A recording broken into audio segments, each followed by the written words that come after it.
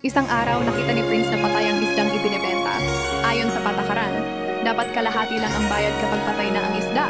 Inabot ito sa kanya ng nagtitinda. Ngunit naisip niya, kapag dumami ang customer na tulad ni Prince, baka mapahiya siya sa negosyo. Talagang kakaiba ang araw na ito. Lumapit si Jeannie at nakaimpake na ang isda para sa kanya. Tinanong ni Prince kung bakit siya inaalala ni Jeannie. Napakabait talaga nito, at sa totoo lang, mahal na mahal niya ito. Ngunit hindi siya galing sa mayamang pamilya, kaya't patay na isda lang ang kinukuha niya at okay lang iyon sa kanya.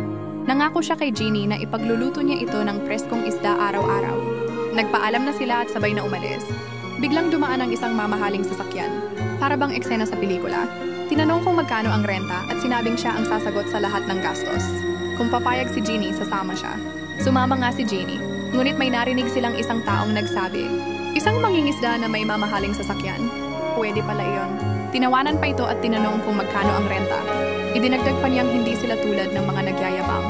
Bumibili lang sila ng gusto nila at hindi raw niya gusto ang mga taong mahilig magyabang. Umalis sila at nagtungo sa isang kainan. Doon, muli nilang nakita ang lalaking mayabang.